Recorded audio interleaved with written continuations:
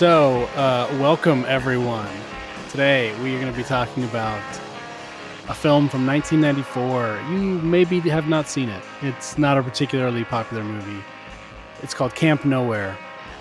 And I've got Cool Frasier here. Cool Frasier, how are you doing? I'm cool and I'm listening. That's good to hear. Last time you weren't very cool. You weren't listening. It was going to be a problem. The funny thing about that is I don't think I listen very often in these. That's the thing I notice when I listen back. I'm like, oh, I totally missed that joke. I noticed that about myself as well. I miss a lot of things. Yeah, it's that's just probably normal. I think that's probably normal, the way people are, because you're always like thinking, what's my next point or whatever, and it's hard to catch everything people say. Yeah, and it's hard when you tell everyone you have like a very set catchphrase, and then you forget that you have a catchphrase. Yeah. Well, before we get going, I wanted to give a shout out to. I have a sponsor, a real sponsor this time. No way. Not one of those fake ones we used to do. Those were fake. I actually, so some people found the podcast that I know. Well, I guess I showed them, and they were like, are those real ads? You really have those companies advertising? So I unfortunately had to tell them, no, those are not real ads. It's not getting money from. Remember when we were sponsored by MeUndies? Yeah, I think that's the one that I heard. That's like an old school one. Yeah. OGs will remember. Yeah. That would have been really cool if we were getting underwear money, but we were not. Mm-hmm. Okay, so speaking of money, two things on the money front. First of all, we got a sponsor. It's like a real sponsor. It's something that everyone here probably knows about, but they are sponsoring the show officially as of right now. That's exit.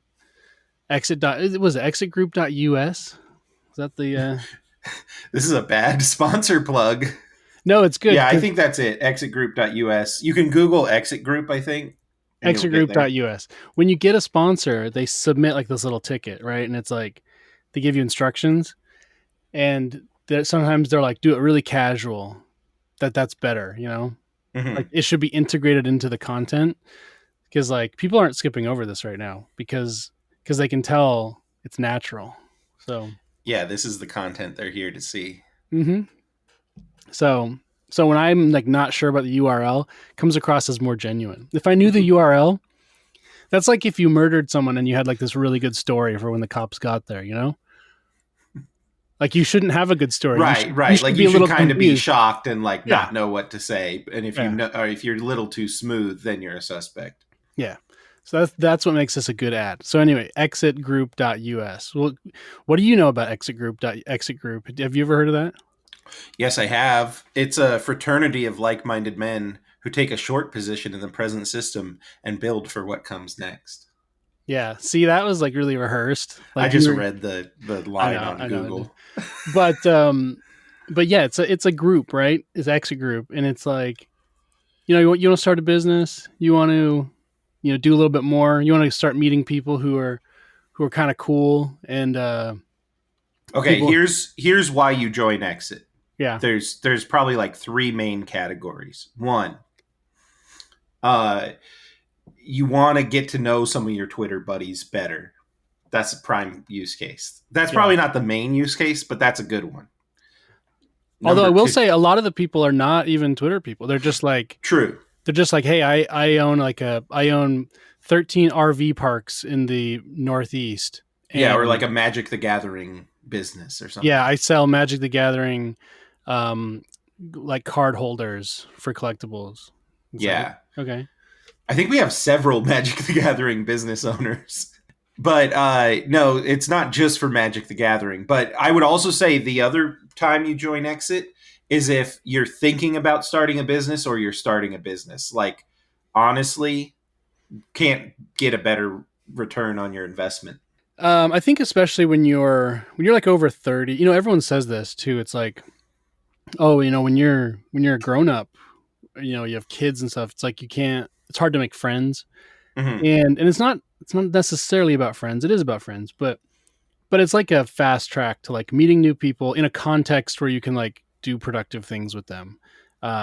which for some people it might just be socialization, but for some people it's start like lots of people jump in there and like start businesses with each other. And Well, and it's not just like your only other option is to like go to like some other kind of like networking group or Slack channel or something, right? yeah, But you're gonna run into like a bunch of people who are like striver fake LinkedIn American. LinkedIn Americans, yeah. Yeah, And these are like listeners of the podcast. yeah.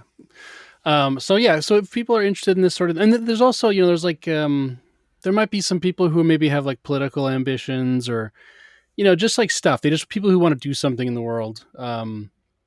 And that's kind of, it's like fun to be around people like that. So it's, I did go to one of the exit events, NatalCon, that they run, yeah. and I think I freaked out a couple of the attendees, but that's all right. How did you freak them out? I think they weren't fully aware of the scene. Oh yeah. So like there were like journalists there, and they were like, "Why are there journalists here?" And I like explained, and they were like, they kind of had like the look of fear in their eye. Although I will say this was last year too. Like I didn't go to the one this year, but I actually got recognized for this podcast, more than anything else I've ever done. Oh So wow. several people were like, "Oh, you do that? That's awesome. I love that show." They were like starstruck to see cool Frasier in real life. Oh, that's cool. That's cool. Okay, so then I did say there's two items on the money front. Oh yeah. First of all, everyone, go check out Exit. It's not actually open to everyone, so you have to like apply. And if you're, Yeah, go send in an application. You don't have to pay until you've talked to someone for real. So if you apply and they think you're, gay or a communist, they might not let you in. But I think gays are allowed though, right? Or are they not? I don't actually know. there might be some, but it's like don't ask, don't tell, I think. Yeah, yeah, yeah. Anyway, so and then the other thing on the money front, I do have a paid version of this show, and I need more people to pay.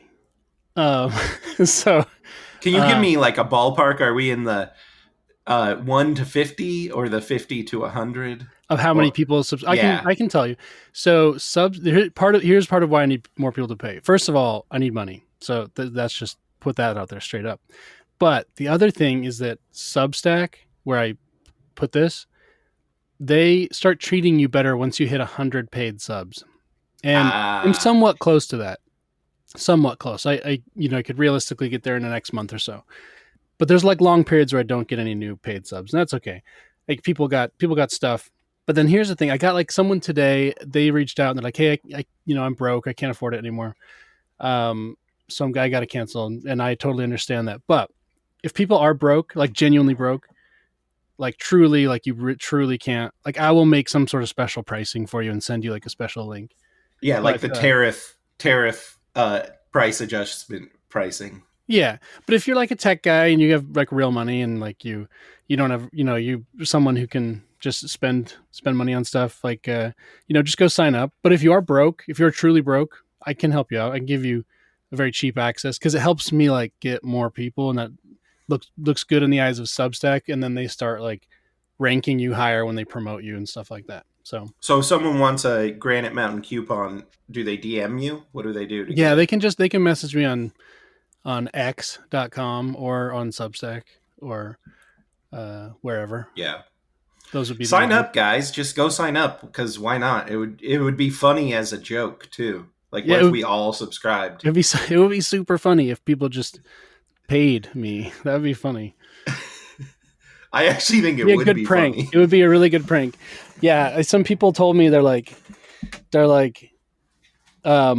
this is good. This I could see this being your main thing. I'm like, yeah, it probably needs to be about 100 times bigger before that could be true. But hey, we can get there. Think it, dream it, do it.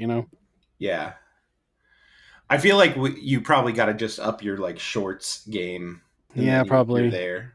I got to up Although I don't know the if that output. converts to like paying listeners. It probably does if I did enough of them. But Mm. maybe we can figure out a way to make AI do that for us.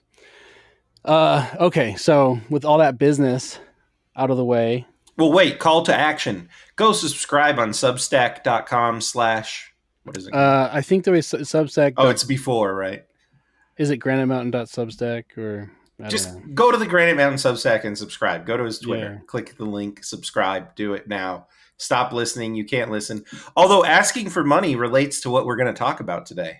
Yeah, this is a movie about grifting, right? A Yes. movie about scamming, about kids And scamming. there's a line that stuck in my head like forever from this movie, which is the kids chanting money mud, money mud. Yeah. Yeah, yeah. Okay, let's talk about let's talk about this movie. So it's a pretty weird movie. You had seen this before, right? Like Yeah, it didn't track as weird to me because I had seen it. Like, this is one of those ones that we had on VHS that like was in my rotation weekly as a child. yeah. So So yeah, yeah, so it seems very normal to me. But you did mention some things, and I guess I kind of see it. But yeah, well no, I'm the same way. I mean, look thinking back on it, it's like without watching it, thinking about it, it's like, oh, that was just some movie I watched as a kid. Then you watch it again and it's like, oh, this is you know, like it's not an interesting critique or whatever to point out that something couldn't get made anymore, hmm but there's like some aspects of this could be made, but by and large, it could not get made. They'd have to change it very dramatically before something like this could get made again. are we going to talk about how they'd have to recast it already? For what? Wait, tell me why they're recasting it. Just It would just have to be, you'd have to get a Zazie Beats in there, maybe. oh, sure, yeah, they do have the cast is a tiny bit diverse, but It actually is. I was going to comment on that. It's very like Captain Planet, Magic School Bus 90s yeah. vibe. So let me explain what this movie is. So I covered a couple weeks ago. I covered the movie Heavyweights, which is this movie about the fat camp and all that. This is another camp movie, but the premise of this one is that all these kids at this school, their parents, I guess wherever they live, everyone goes to camp. But for some reason, none of the kids want to go to the camps that their parents want them to go to. They are all dreading camp, and so they come up with this scheme to get their parents to just give them cash for some. The parents would do this for some reason. Said, "Hey, parents, just give me the $3,000 that you were going to spend on camp, and there's this like other camp that I found out about that's even better than the one you want me to go to, and we'll go to that one." And they hire like this local criminal. Really, he's like an actor but a criminal, played by Christopher Lloyd, and they hire him to go to everyone's house and pretend to be a different camp director. He's like, "Yeah, I'm gonna take your kid to fat camp. Or I'm gonna take your kid to military camp. We're gonna take your kid to computer camp." It's also not clear why he was no longer a teacher. It's kind of like a shameful part of his past. So I was like, did this guy like do something to the children? Yeah, they don't. They don't. They say he left under like suspicious circumstances. So Like he's basically he got fired, but like they don't really explain why, and it's always left up in the air. And I'm like, what did he do? yeah. They said he was a drama teacher. I mean, so like we had a drama teacher at my school, and I think he was hooking up with boys, like the one at my school, hooking up with students, male students. It's like let's just assume that's what was going on here as well.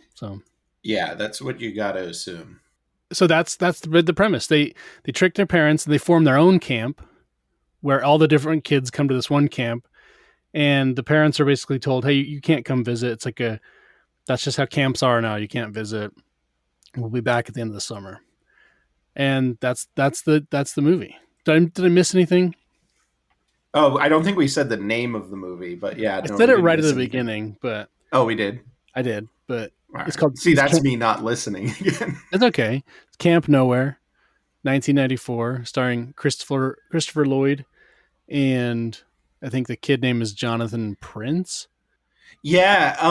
Speaking of Christopher Lloyd, I think he does fine in the role. Although I feel like they probably wanted someone else initially. You could imagine like Robin Williams or That's who something. I was thinking.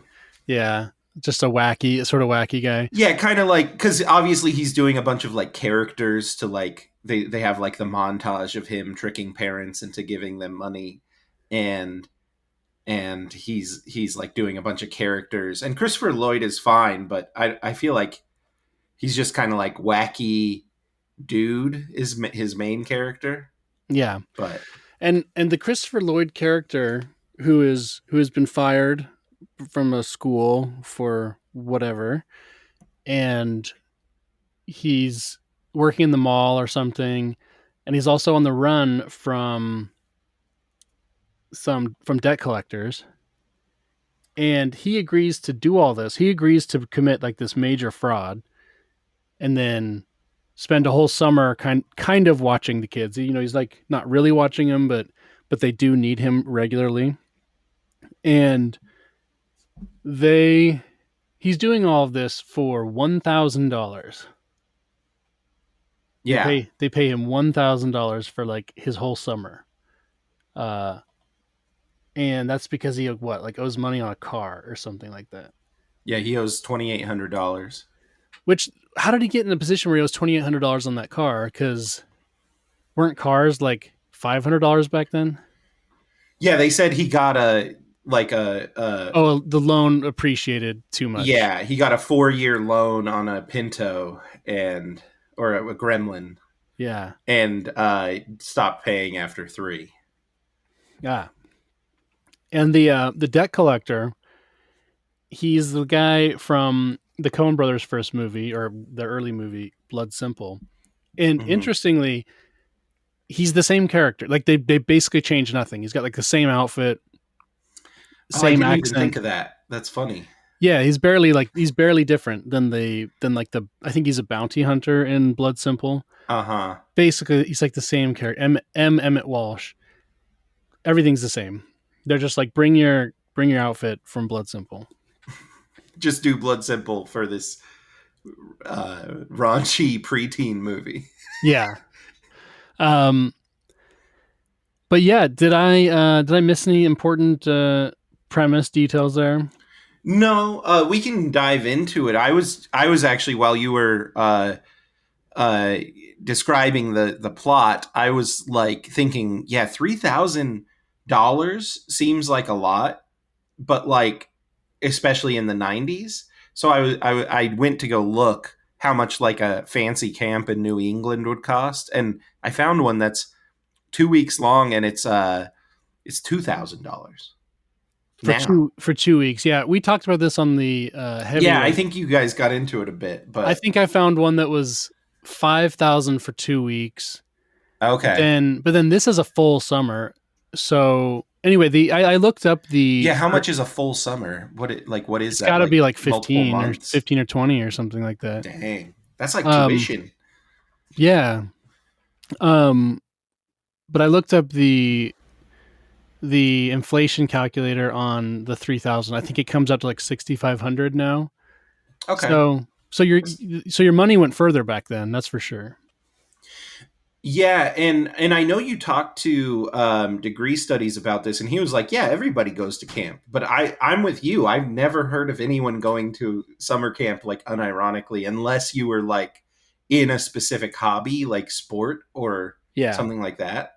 Yeah, for I mean, at least where I was from, it was it only happened if you were you did it for scouts, Hmm. and then or very short term camps or day camps. But yeah, no one went to long term sleepaway camp. Yeah, and you also brought up like the traveling salesman aspect of it, where like somebody goes and pitches the camp Yeah, in the parents' houses, which like makes sense for back in the day. You know, there wouldn't have been like online or like a way for them to like vet the camp without yeah. like you bringing a VHS and putting it in for them to like look at, right? Because But like, I want to know if that was a real job. I'm interested in the economics this of movie this has it business. too. Yeah, it has the same First kind of scene thing. is the salesman in the living room. Well, this is one of those movies that's like came out as a pair, and it's like almost the same movie, like Deep Impact and Armageddon or whatever. I think this one was 1 year before though. Yeah, but similar, right? Like, Yeah, so it it's could. possible that Yeah, this was pitched around multiple studios got rejected by one, made by another, and then the other studio was like, we should make one too. Well, and sometimes these guys, parts of these things bleed into the other. Like one studio exec or something will steal a part of a movie. Exactly. And people get sued for this periodically. Like, Well, yeah, because like the scripts are passed around, like yeah, so there's like ideas for movies out there, and so yeah, you can steal it very easily and just hire a writer. Hey, write us a camp movie. yeah, um, yeah. And so I mean, at $3,000, we've got a traveling salesman. I mean, what does he get? 10% if You you got to can. assume 10, maybe a max of 25.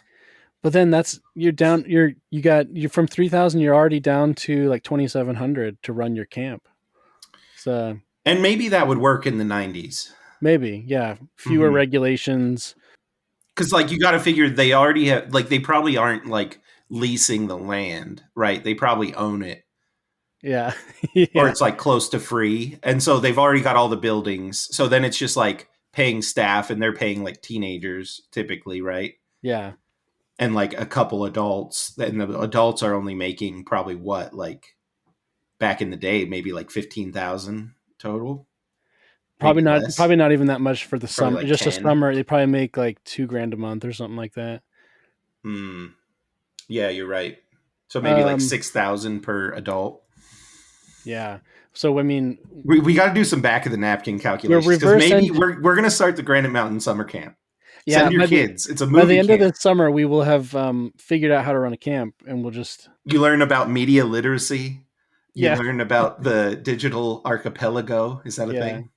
yeah. You learn about stuck culture, We go into the vulgar wave. what's that Canadian dude? Canadian dude, The media G. liter Oh, I don't know. I or was thinking of Giant Geo. the medium is the message guy. Oh, McLuhan or something. McLuhan, yeah, we got a lecture on series on McLuhan for the kids. But if we're gonna get Canadians involved, let's get Giant Geo. He can teach a class. This would actually be cool. Yeah, Like, don't trust your kids with like people you meet on Twitter, but this would be a cool camp. That's yeah. all I'm saying. Um, okay, so our protagonist is played. I forget his name, but they call him Mud. Morris. Yeah, and he's got that kind of hair. I don't know if you felt this way, but back then I remember the kids on TV, like you watched like Home Improvement, right? Did you ever Yeah, see that? The kids always had this like really cool hair. yeah. It was kind of girly, but Middle part long, like shoulder length, very nicely coiffed. and lots of conditioner, I think. Yeah, Like it always was like shiny. Pantene Pro V. Yeah. So the kids always had this hair, and this kid, he's got it's not quite a mullet. It's like I don't know. It's just you got to see it. You got to Google it if you Yeah, haven't it's basically seen it. like chopped halfway back in the front and then like longer in the back. Yeah. And like kids, like, and I remember as a kid thinking like I want hair like that, but it's like you look around like no other kid actually has hair like that. Like you'd have to go to an actual stylist to get that. Yeah, that's true. Like the only hair that most kids had in the 90s was bowl cut because they Yes. get one of those metal salad bowls Yeah. and put it on your head and cut around it, and that's what you got. Yeah. Those were big. Yeah. I never got one of those either. I had one. I didn't know what it was, but I just knew that was the only like hairstyle I had heard of. So when I would go to the barber, I would say bowl cut. Did they actually put a bowl on your head? I don't think so, not at the barber, The but barber knew he knew what yeah. he was doing. Yeah. So our protagonist is Mud, this kid Mud. He's like kind of undersized. He's like one of those small kids. Well, yeah, that's the thing. I'm not totally sure on how old he's supposed to be. I kind of have age blindness, but he's like supposed to be like 12, or is he supposed to be a freshman? Um, if I had to guess, all the kids are like 13 to 15. Okay, yeah, so maybe he's like 13. Well, yeah, because it's basically like the core crew is a crew of four. It's a younger guy and a younger gal who's supposed to be fat, which we'll talk about, Yeah. and then it's a like a post pubescent guy and girl, and that's like the main crew. Yeah, that's it. Yeah, there's two boys, two girls. Yeah, and one of the boys and one of the girls, they're a little bit more like young for their age, and then one of the boys and girls are old for their age. Mm-hmm. Um, and they're more like, they've got sex on the mind. They're kind of in that zone. Horny teens. Yeah, See, you mentioned that in our pregame, that like there's a bit of that going on in this movie. But what I thought is like, I think so, and they probably were doing like weird stuff to the kids in the background, like of the movie. Who knows? But I do feel like it was just much more normal for yeah, like kids to be many adults. like seeking out relationships, but like that's not portrayed almost at all, I feel like. Although I guess I don't watch much like tween dramas, so it probably is. But like it seems like, yeah, it's like taboo for like a young kid to be like, oh, I might want to kiss a girl. Yeah, and that's kind of like sanitized out of stuff now. I'm pretty sure. Yeah, like the last one I can think of that did it and did it well was Moonrise Kingdom, which some people are weirded out by, I guess. But I feel like that is a thing where you're like in that age range where you're like, I don't know, like it's a coming of age thing, but like it's kind of like you can't talk about it now. Yeah, um, but like Moonrise Kingdom, it's not like for kids. Like it's No, no, no. um, Yeah, yeah. this is for kids. I've caught bits and pieces over the years of some of those like Nickelodeon and Disney. It seemed like had a bunch of shows that were like for 13-year-olds. Yeah, yeah, So yeah. they have like those live action shows and Like Disney had like the made for TV movies like Xenon, yeah, and Girl of like the 23rd Century or whatever. well, and they have like shows that are set in high school and stuff like that. But those are like 10 to 15 years old now. And then also the guy, remember that guy that was making those? Wasn't he like molesting all the kids or Yeah, something? that's what I'm saying. Like they probably were doing that stuff, so it probably is bad. But I do feel like it is like an artifact of something that was like more normal in society that is now like considered not normal. Yeah. So we have this friend group, and that's a very contrived movie friend group because it's like they're covering different bases. Mud is like kind of this like straight laced good kid who does his homework and he's really smart. He's smart, he doesn't quite apply himself, he's not ambitious. Yeah, and then there's the older boy who's more the rebel. He's like, he's Vaguely probably Italian. yes, he's brown, vaguely brown. Yeah. He's safely brown. And he wears like a leather jacket. Yeah, he dresses like Eddie Vedder or something Hmm. from the era. And then they got a girl, the older girl. She's like a sort of cheerleader type, and then they have a younger girl who's just sort of seems like I don't know, a teacher's pet sort of girl or something. But like it doesn't really make sense that they'd be hanging out, but whatever. Although I like that.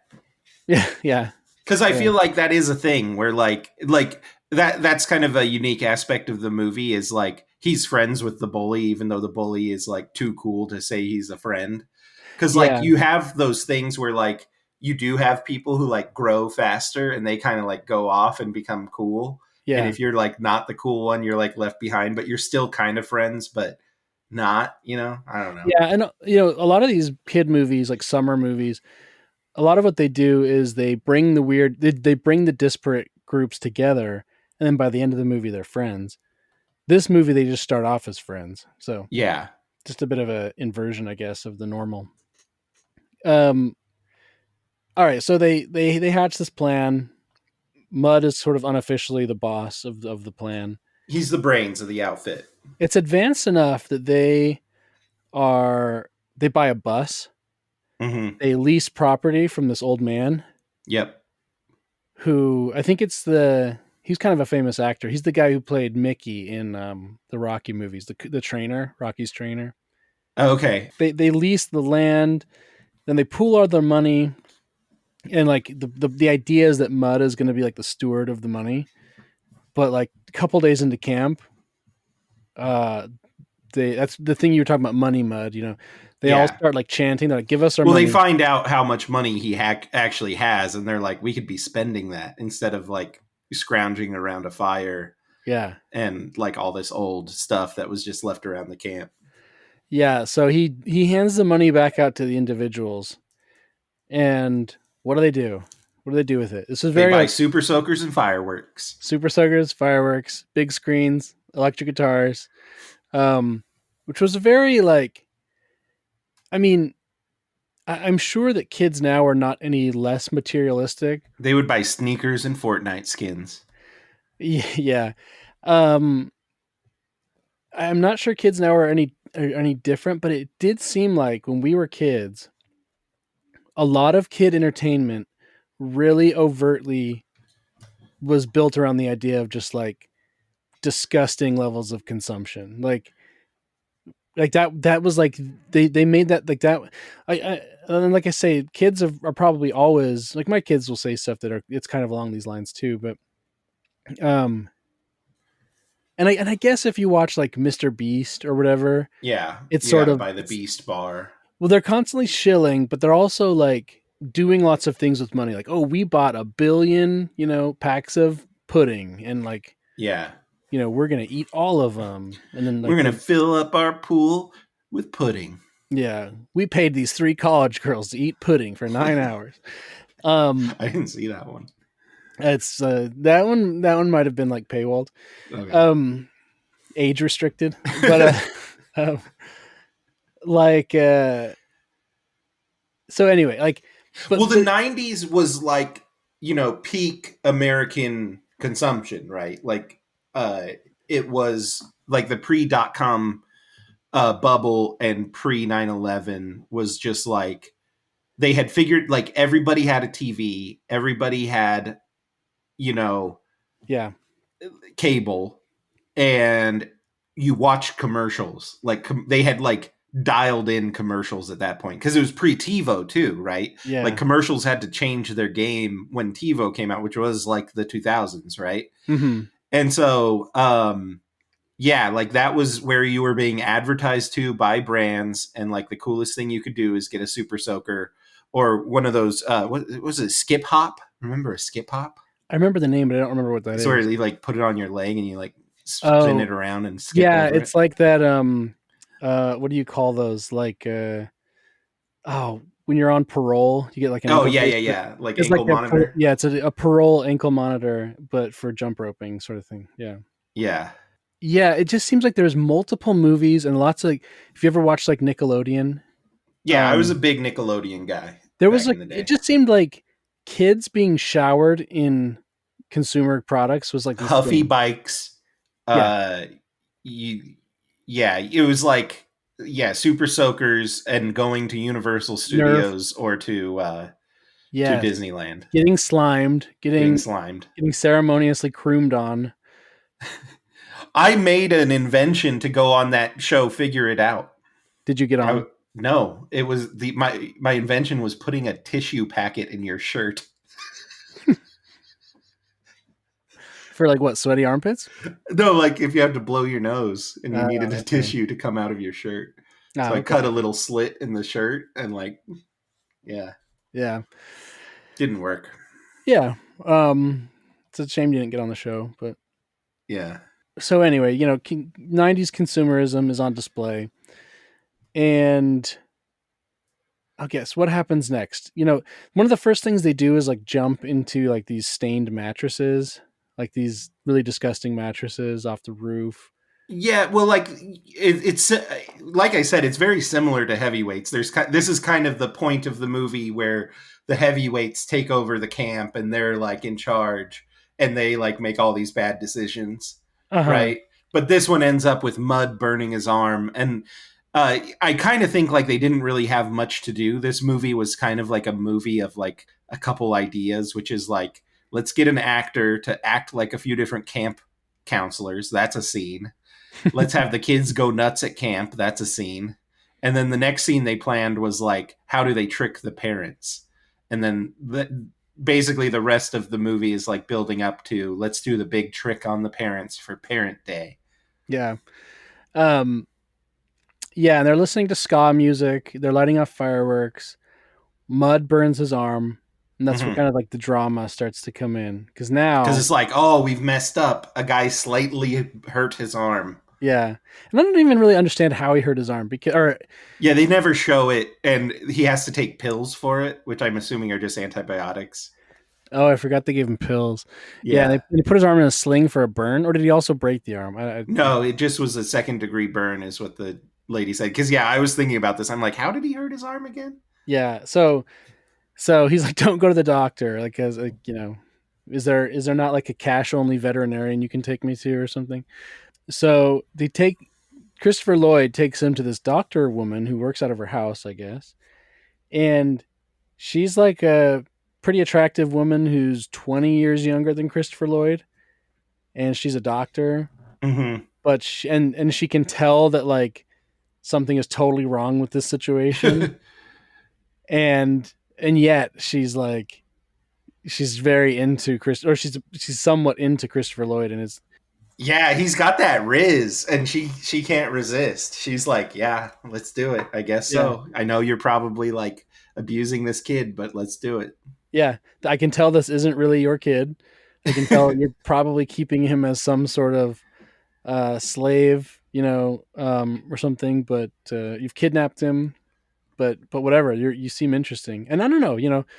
Some of those like red pill guys online, they'll tell you as much. They'll say, you can be anything. You just have to be interesting. Yeah. You can be a criminal. You just have to be. You can't be boring. He and also like he could have just done the date not at his house. Not every date is at your house, my dude. Yeah. So he invites her back to the camp, which is like, okay, that's a really good idea. Yeah. Bring her to the scene of your like this illegal summer camp you're running.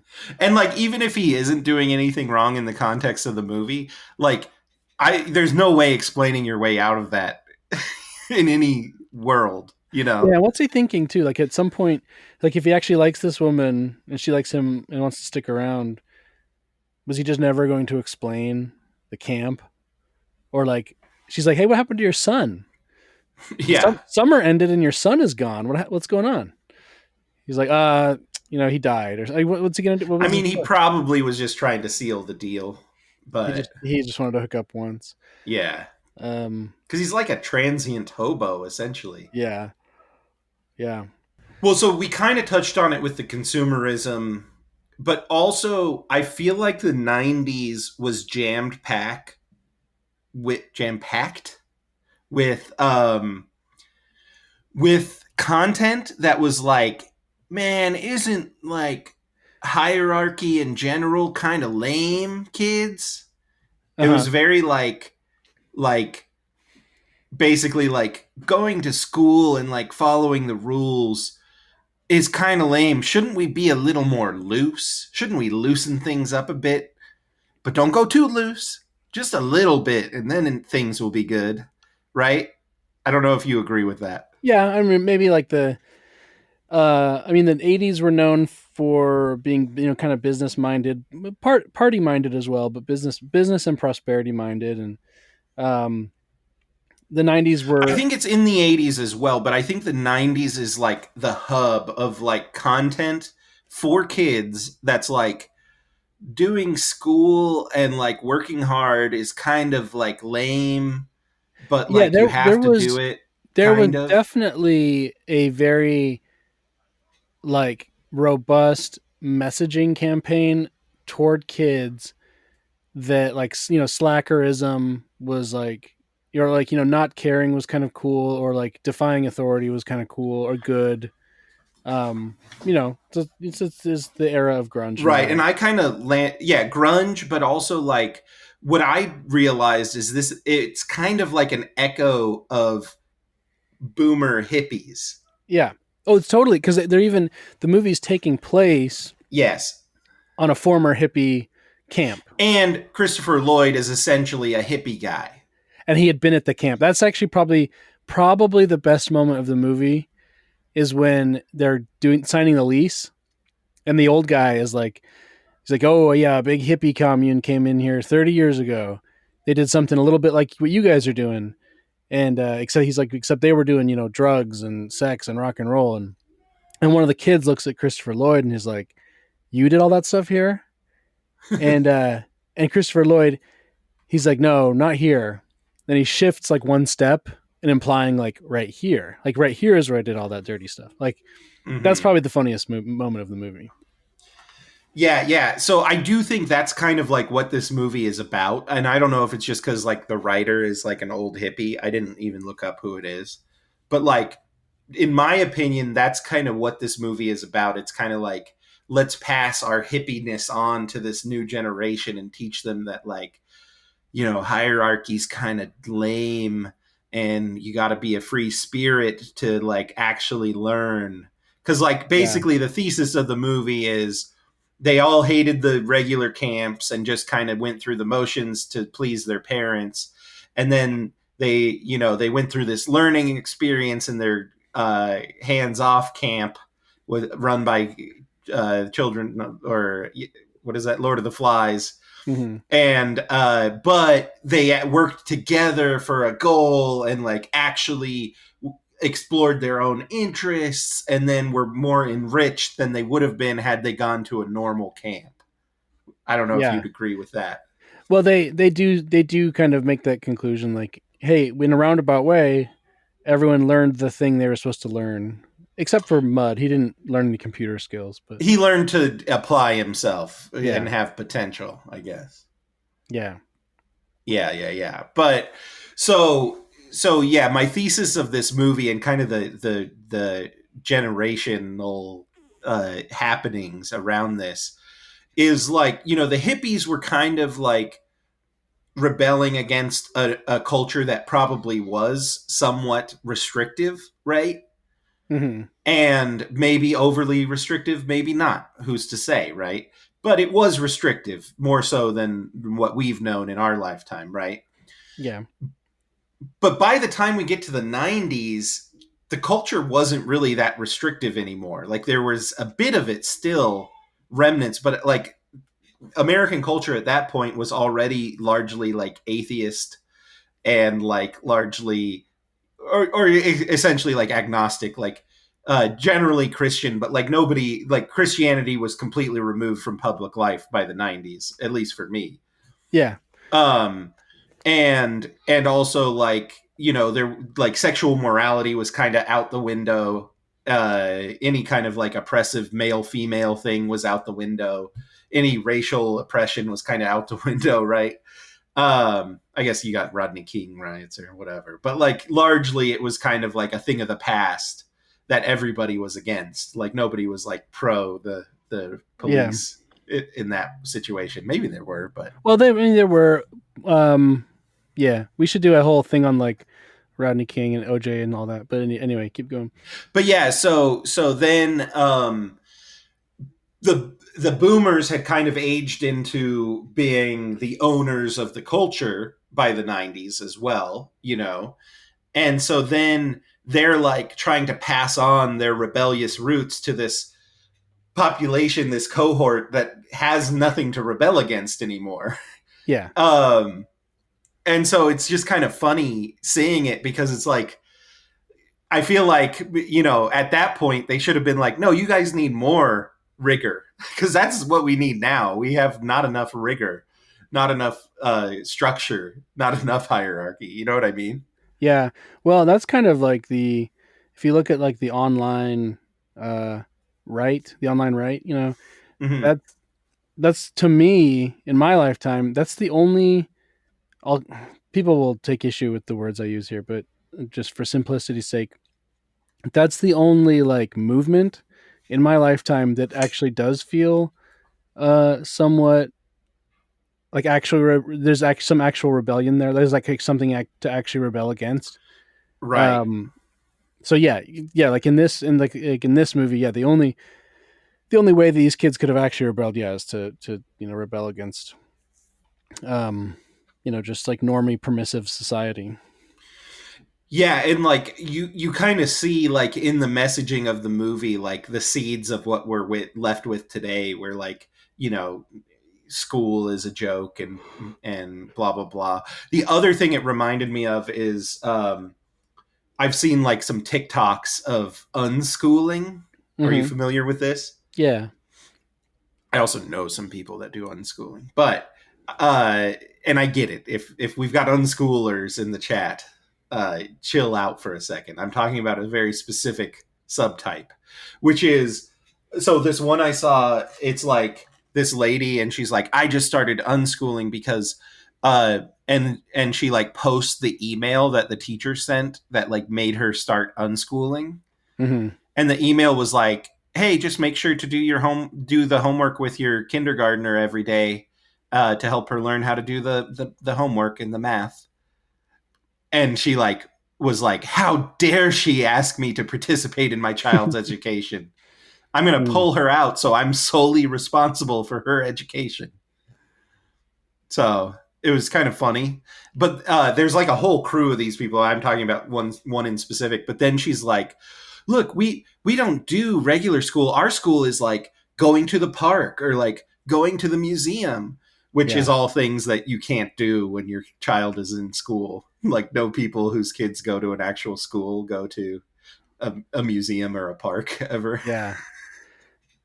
Yeah. And and they like show their like kids handwriting, and they're like 8 and they're like can barely write their name and stuff. Yeah. And they're like, see, unschooling is so great, they're so creative. And I'm like, but yeah, this movie is good for unschoolers. Yeah. I mean, some of the kids involved would have learned some lessons, that's for sure, but it would not have gone down like it did in the movie. Um, it would have gone down very differently. There would have been more injuries. There would have been some more.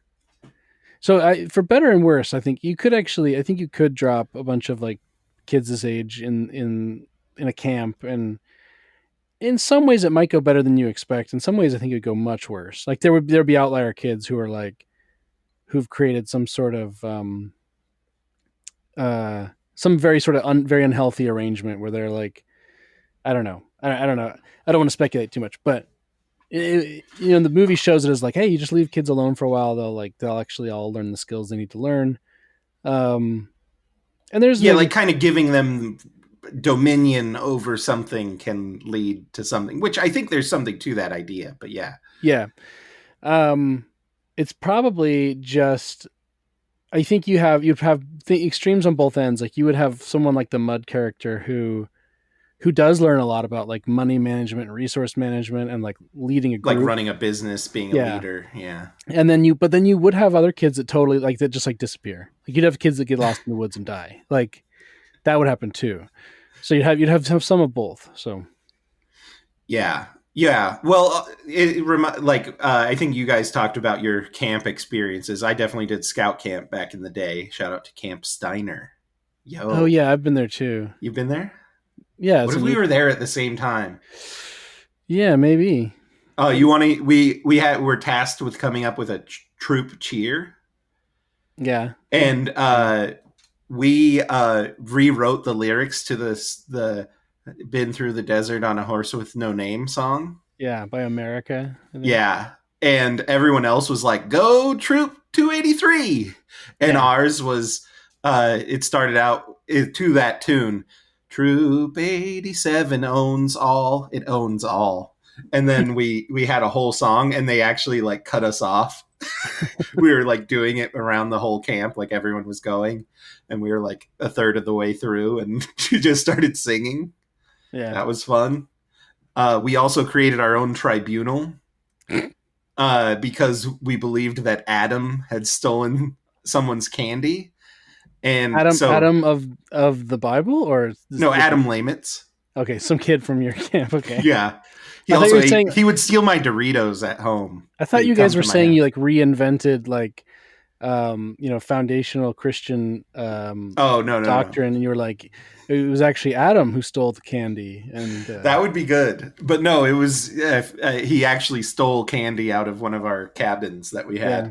had, and so we appointed Brian as judge, and and he ruled on it, and Adam was sentenced to 2 hours in the porta potty. Did It's he do pretty it? good. Did he serve his time Yeah, he honorably? did. Wow. We made sure of that. But yeah, so like kids do stuff like that. That's my point there. Did he develop any sort of like lung infection or something? No, I think he ended up being fine, but he was like freaking out. He was like screaming and stuff. How's he doing today? He's actually good, man. He's looking good. Okay. Yeah. I was Um, worried about that kid. yeah. This wasn't in my troop, but I vaguely remember stories. Some kid I went to school with, I think I remember he got on the wrong side of his troop um, for some reason. I can't remember what he did, but they peed on him in the middle of the night. They opened his tent Ah. and peed on him. Yeah. I wasn't into any pee play, but yeah, that sounds like something that would Yeah. happen in the wrong group. Yeah. So yeah, camp is fun.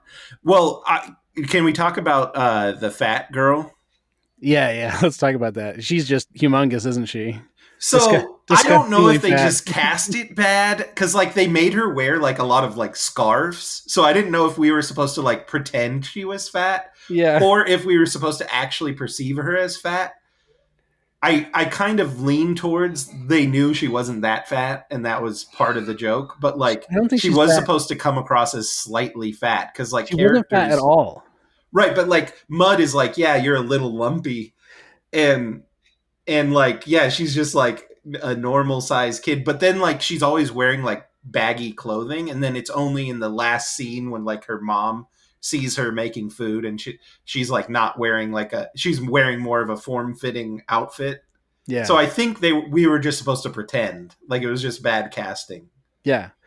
Um But in it does. I love '90s weight culture. I miss that, man. That was so good when like girls were fat and like had to feel bad about being fat. That and their was like mom, the yeah, their best. moms were like made a big deal about it. And like anorexia was really big. That was so cool back in Yeah, the I just day. I just watched uh I just watched Angus. Have you seen Angus? Uh-uh. You have? No, no, no. Oh, you have not. Okay. So it's about a big fat. It's another one of these kid movies. It's a fat kid, and that's sort of central to his thing is that he's fat.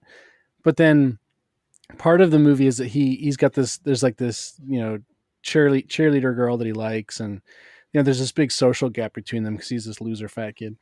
And then they finally have like this moment together where they're talking, and she's like, nobody knows this, but I'm bulimic or something, and Mm. everything back then, it was everywhere. It was a big Yeah, thing. and it was like real. Like I do think it was real. Like being as rail thin as possible was like the standard then.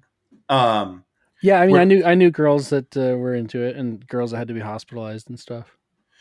Yeah, same. But I miss it. I They get it. do miss it, and Girls I like just get seeing it. attention in very different ways now. So Yeah, yeah. So like like old America's Next Top Model, and they'd like make fun of the plus size models who were like would be like totally normal by today's yeah, standards. yeah. Um, but yeah, that's a goofy. Yeah, and then they have that conversation, and yeah, he calls her lumpy, which is um he's like, yeah, maybe you'll get. Oh, and even they were a lot more back then. Um, let's talk about the way they this will be if someone tunes in right now. This is going to sound like an NPR podcast or something. But the way the text navigates women's bodies in this movie is pretty funny. Like, because he's talking about like he's like, yeah, you're very lumpy, but you'll grow up, and you'll grow out of it, and you'll develop, and he sort of implies that she'll develop, Yeah. and it's just so like that's one of those things that would not find its way into a movie now. There's not going to be no scene where two young people like um talk about it that way. Although there would be a scene where kids like talk around the subject of like cutting your wiener off or something. So Right, right. Like it's so weird because we are in this like degenerate culture right now, yeah, but at the same time, it's also very like puritanical sexually. uh huh, Um, and also like I think we've talked about it here before, but if we haven't, it's something we've talked about just with our Zoomer friends that we have. uh huh, But it does seem like the Zoomer libido is down, both in anecdotal evidence and in like quantitative evidence of like sexual activity among their cohort, right? mm-hmm. So like yeah, I do think this movie probably would seem super horny to like a modern audience, but I think maybe people were just hornier back then. I don't They know. well, they probably were. I mean, lower BMIs and stuff like that. Like they're I mean, I don't know I don't even know the right terminology, but their hormones were probably pumping a little more reliably and all that. Right, like testosterone levels have dropped over time. Like, yeah. But in this movie, like when they get to the camp, one of the kids opens a chest and it's full of dirty magazines. I missed that. Yeah, yeah. One of the it's I recognize the kid. I can't remember what else he was in, but And then um there's like the racially ambiguous guy who's kid who's like super like trying to see that redhead chick naked all the time. yeah, and they even end the movie with, and I forgot about this at the end, so I was like, so they end the movie where the girl is like, you think she's skinny dipping, and she's like 13, right? And like, and it's Yeah, I a guess this is bad. it's Maybe it's a it is sight bad. it's a sight gag. They're doing a gag, Yeah. but the perception of the eye is that like, oh, these kids are going to be like skinny dipping, which is like that is something kids of that age do, but Hmm. It but you is wouldn't. though. I remember Bobby. I probably shouldn't say his name, but Yeah, I think he's a cop now. But yeah, he was doing stuff with his girlfriend when we were 12, so I remember that. yeah, and no, I'd say yeah, kids definitely did do that, but they would not. You wouldn't really put that in a movie. Like, you might include it in the movie like as a reference, but anyway, I'm watching the movie recently. I'm like, oh wait, I did not remember this part. But then they reveal she reveals she's just tricking the other kid. Um, Getting him naked. yeah, I mean, so he does end up naked in the text of the movie. So yeah, there's a kid fighting playboys. There's quite a few like as my kids would call them romance kisses. Uh, like Uh, sort of like pretty aggressive kissing between kids. Like uh, and then the main thing is there's like one of the lead girls. They are just dressing her like a swimsuit model, like the whole movie, hmm. and it's kind of like, I mean, on one hand, it's a kid movie. It's kid for movies or a movie for kids, but it's also anyway. I mean, I don't know. It's like you just wouldn't do that way now Yeah.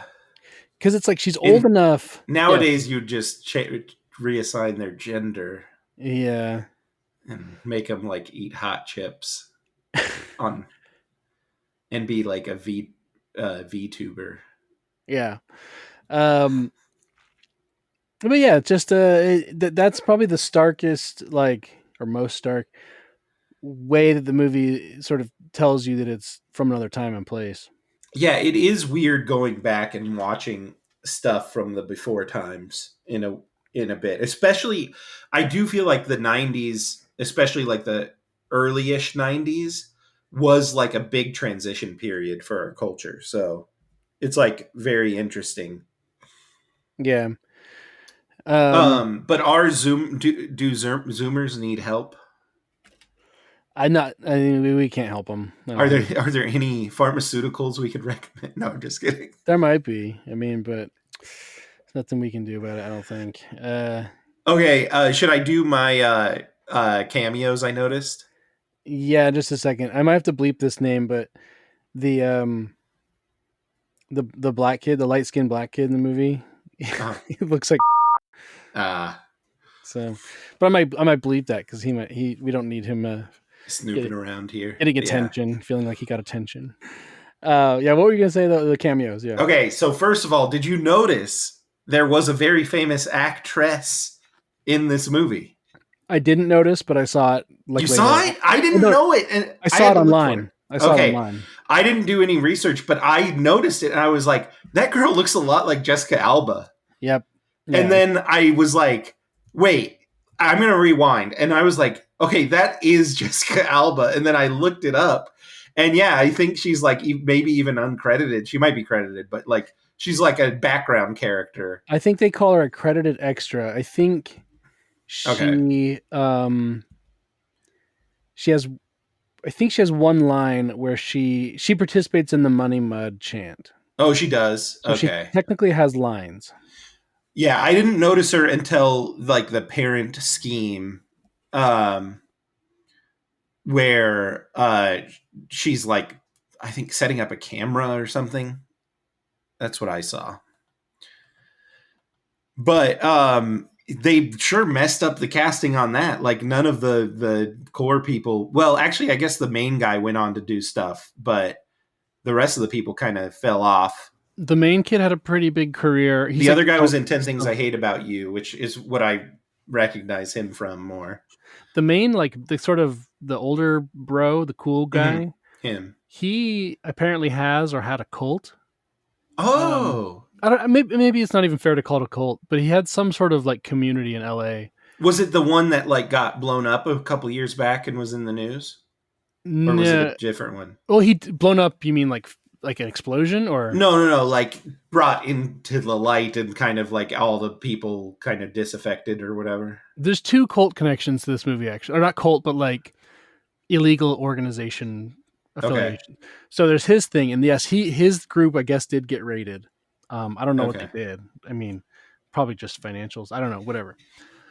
And then, but then there's this other girl in the movie, Allison Mack. Do you know about her?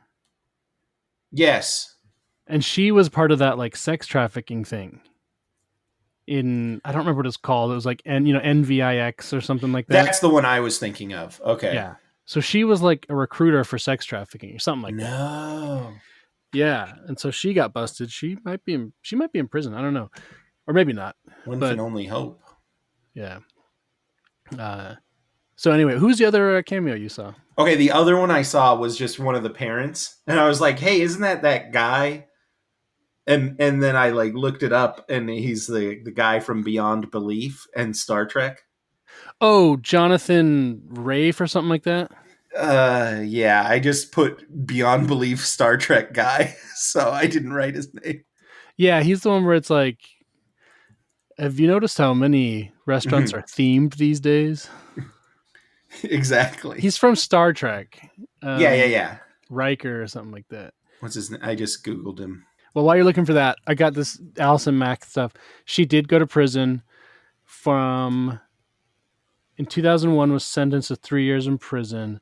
She served 21 months That's at and it. yeah, she got out early for Doesn't seem right.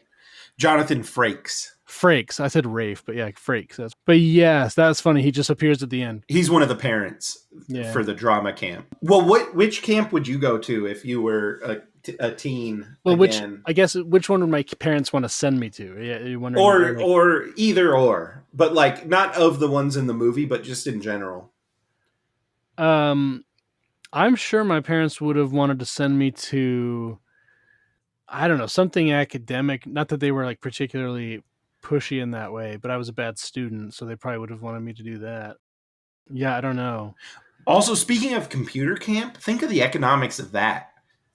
Yeah, like a computer Um, for each kid. well, no, but like, imagine if you got into coding back then. Oh yeah, You'd be yeah. making so much money. Well, You would aren't have gotten in .com stuff and cashed out already. but aren't tech companies full of like 55-year-old guys who were into coding back then, but now they maxed out, you know? Well, yeah, they either are making like bank or they're like making like sub 100,000, but have just been doing that since the 90s. Yeah. Yeah, yeah. But so speaking of which, that got me thinking. I've been reading a bunch of sales books because I love to sell. Love to sell. Um, Yeah, so have you read any sales books? long time Like ago. corporate sales books? So I read Spin Selling. Have you heard of this? No, I don't think so. Okay. So it was written in like the late 80s, I think. So all the examples of like selling is like, I wanted to buy a calculator and Hmm. this one had more features. And like they're talking about like selling like printers and stuff. And I'm like, this sounds like the craziest business time ever. Like one of the examples is like selling a word processor. Oh I'm yeah. like, anyway, I feel like that's such a cool time, like being in tech in like the 80s and 90s. That would have been cool. Oh yeah, yeah. If you've ever seen that show *Halt and Catch Fire*, that's kind of what that's Oh, about. I haven't. It's good. It's a good show. One of the like I don't watch a lot of series, but I did watch that a long time ago, and I mean maybe it sucks, but back when I watched it, I thought it was good. Yeah. But it's about the early tech days, and they they base some of it off of like Steve Jobs and Wozniak and Bill. What's that guy's Bill name? Cosby. Bill Gates. Bill Gates. Oh. If you've heard of him, I don't know, but it's kind of based on that stuff. But okay, so back to did you have more you were saying, or you got the? No, that's it. I just think that like early tech computer guy is interesting, and I do want to know how much the attendees of computer camp are now making. Although, no, we didn't say what camps we'd go to. Yeah, I don't know. I'd guess I'd go to like an academic camp or something dumb like I that. feel Or like no LDS parent would allow a co-ed camp.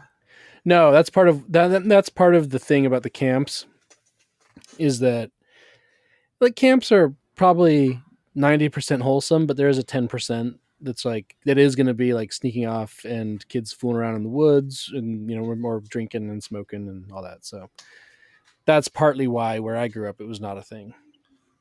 Yeah, that's a shame. Yeah. It's a shame that kids have to behave that way, is what you mean, right? Yes, Yeah. that is what I meant. Yeah.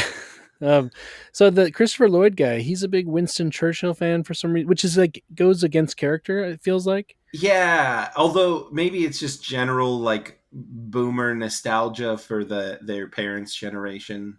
Yeah. You know, like Yeah. boomers like elevated their parents into mythology. Yeah. He's like, I'm this hippie guy, but also my favorite thing is Winston Churchill. Yeah, So he listens to Churchill tapes in his cabin while he works on carving busts of U.S. presidents or something like that. yeah. Um, he's a man of many interests. Is the Bohemian Grove a summer camp? I don't know. I don't know if they do offer summer camps. That'd be cool. I'm pretty sure it's like a summer camp, like literally, but I don't know if like you stay there and like if they have a blob or not, you know? A blob? Oh, like for jumping on? Yeah. Yeah, yeah, yeah. Um, yeah, that'd be interesting. I don't know. Uh, oh, I have my notes here. Do you remember the part? Because we were talking earlier, kind of about how like they were more comfortable, having kids in more sexual situations. Yeah. There's a part where the kind of cool girl and the cool guy are kind of about to have like an argument, and she's standing above him, and she's like, "How are you doing?" or something like that. And he says, "If you were wearing a skirt right now, I'd be in heaven." If you wore a skirt right now, I'd be in heaven. It's like, I missed some of these things. That's yeah, funny. that's really. Oh man. And this Yeah, that's a bit this is much. on Disney Plus, I think. Yeah, it is. I wonder if they put an apology at the front of this one, like they do for like I watched it on Disney Plus. I didn't see an apology. Steamboat Mickey or whatever. Yes, Steamboat Mickey. At the beginning, they're like some of the depictions in this film are reflect a time when average grip strength and testosterone levels were much higher. Society was different then. We seek to like learn from their mistakes, and hopefully none of you are horny now. Yeah, it's just gonna be like Wall-E people learning about what humans used to be like. Yeah. That's gonna be fun. The only other thing I had to talk about, and we don't have to do it, is if we were to make this today, who would we cast? I don't know any kid actors. I don't either. But for the teacher, I would go Joaquin Phoenix, and for the nurse, I would go Zazie Beetz. The teacher? You mean like the drama teacher, the Christopher Lloyd part. Joaquin Phoenix. Joaquin Phoenix. I think he could get into the characters, be kind of like menacing. Yeah, he could be funny, and then bring back Zazie Beetz for kind of like a Joker reunion. Yeah. I don't have any people in mind. Who's like a good zany guy who likes to do lots of faces? Okay, they would have what's his name? Walton Goggins? No, yeah. Walton Goggins is good. Walton Goggins is the pathetic, guy who needs $1,000. Yes. And then as the doctor, I feel like you kind of want that a similar like homely but attractive vibe. Yeah, it would. Yeah. Like kind of like an innocent but like intelligent. I don't know. Yeah. I was gonna say Melissa McCarthy. Yeah, Melissa McCarthy and Walton Goggins. I'd watch that. Yeah. Okay. Well. I would cast uh, Timothy Chalamet as Mud. Yeah. Oh, we forgot about the cop. We gotta talk about the cop because it's Biff from Back to the Oh Future. yeah, And, 8 or 9 years earlier, Christopher Lloyd and Tom Wilson were doing Back to the Future. Now they're here reunited on Camp Nowhere. I didn't even think of that. They don't give him much to do. They're just sort of like, No. be a stupid cop. Yeah, he's like a bumbling. Okay, so the movie, the end is all time sort of retarded endings. They they a bunch of the parents, they told the parents up front, they're like, yeah, well, there's no parent day. You're not going to come for parent day. Right. But then something happens that they determine, they're like, oh, we better do a The parent day. parents are all being like, we need a parent day. Yeah. We need to Please. see how you're doing. We need to check in. And so they all show up. But the kids, They never explain why it has to be the same exact day. yeah, they could have spread this out, but the kids all say like, all right, come on this day. And they're going to try and do like every single version of the camp that the parents think the kids are at Uh-huh. while the parents are visiting. And this is a very 90s kid thing too. And I used to think this stuff was cool, but they do as much as they can with like weird mechanisms.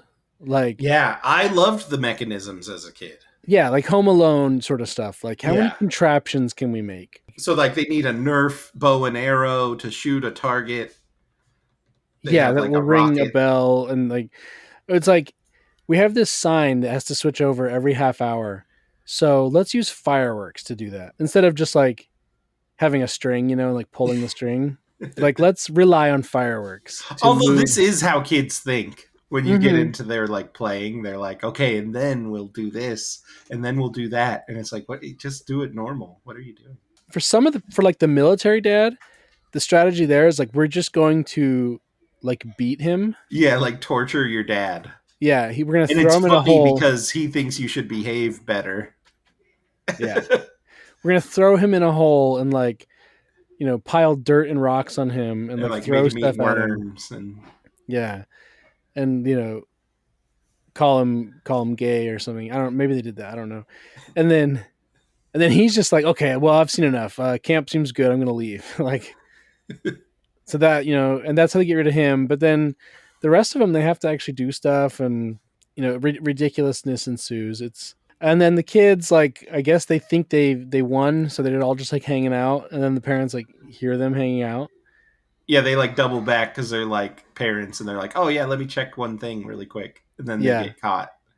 And don't the parents like notice that like, the only kids there are kids that go to their kids' school?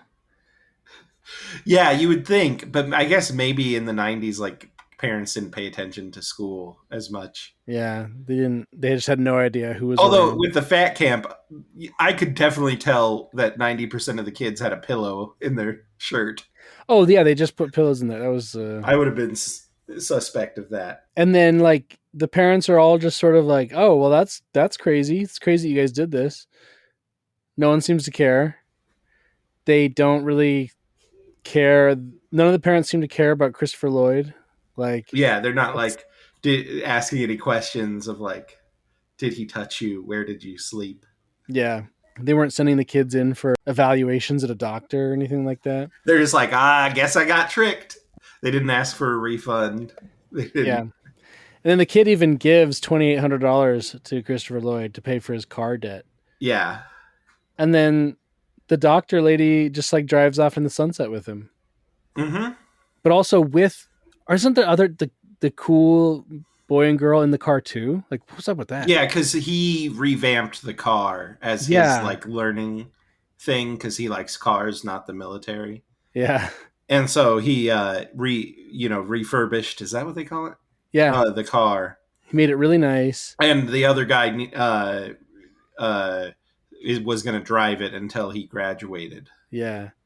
I but he's guess. like, and I guess the kid needed a ride home because his dad already left. Hmm. But I don't know. It's like it's a little weird. That guy's just Do gonna you like drive the home. rich dad not knowing his daughter's name?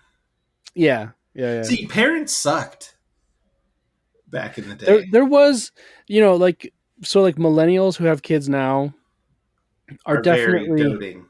yeah, they're definitely more like playing Roblox and Minecraft with their kids, Yeah, and like I met a guy who's like, "Oh yeah, me and my wife both have a Switch, and so do our two of our kids, and we'll sit in different rooms and play Switch together."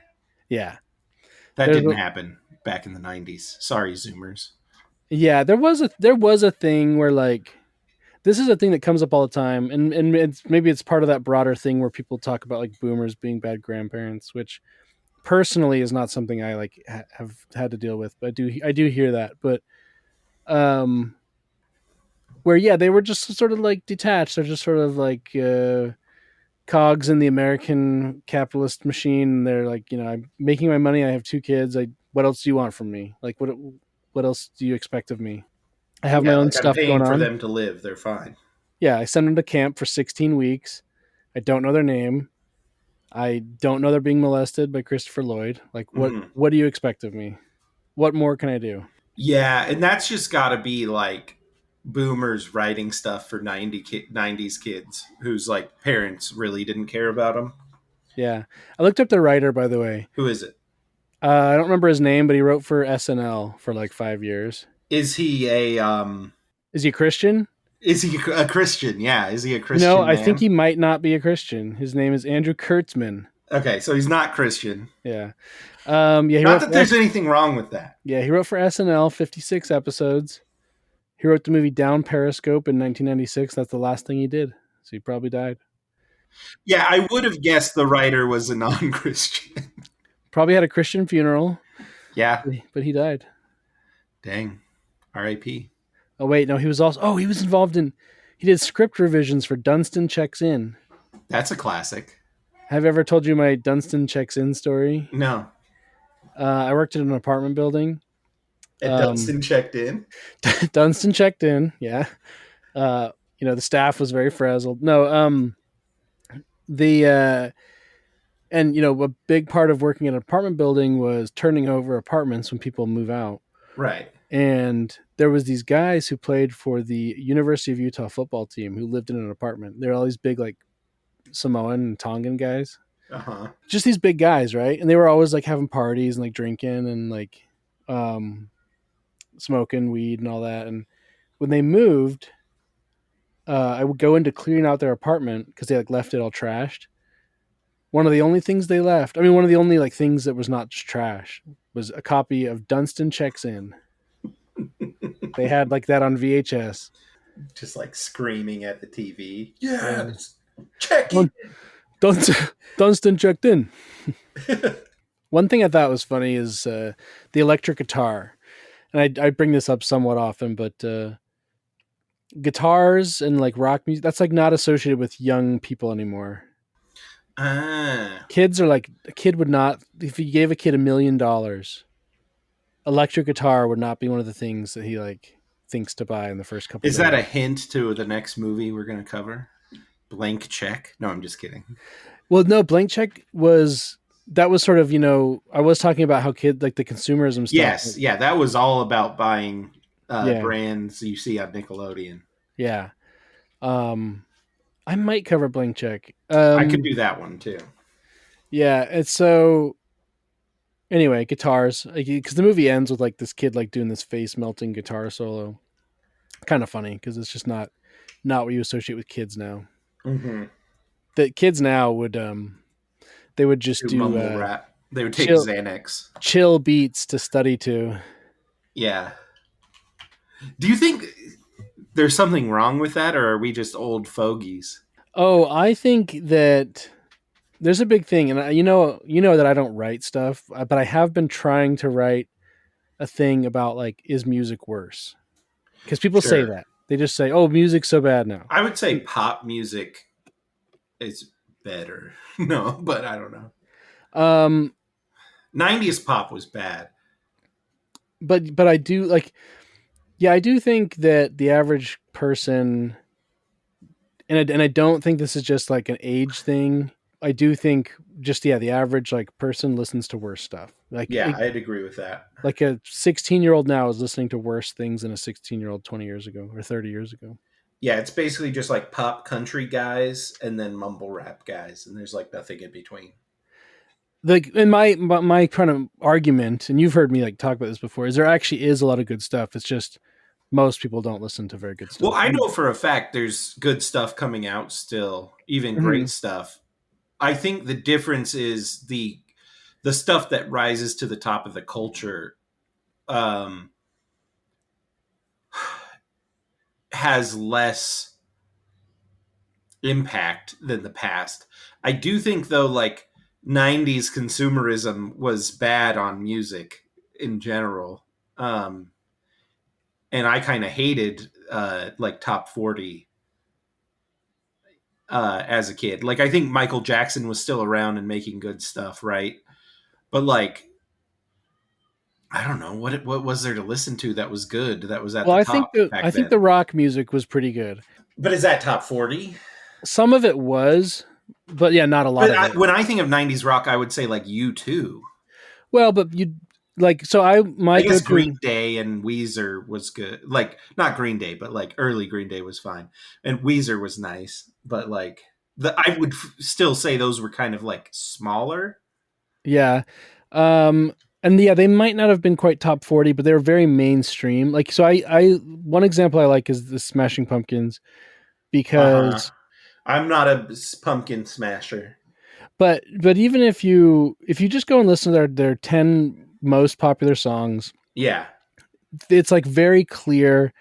There's nothing in the mainstream right now. Like if you're just a that 16 year hits old in the same way. yeah, if you're a 16-year-old boy who just sort of absorbs music ambiently like through the Right, like world. not you don't have a scene. You don't. You know. Yeah. Yeah, you're probably not going to hear anything as good as a good Smashing Pumpkins song. Like you're just not. It's not Mm-hmm. going to be.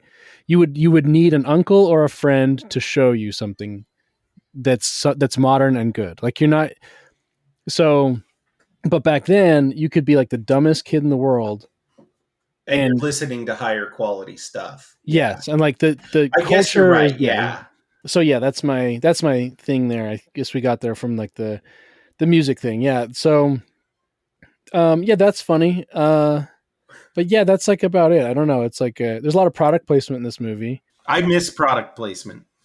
I don't mind it. Like it's like, especially in a slop movie like this. Like, well, why not? Like, Well, it's especially fun as like a time capsule. yeah, and the brands are like mostly the same. So Yeah. there's I saw Pringles, Pringles is still around.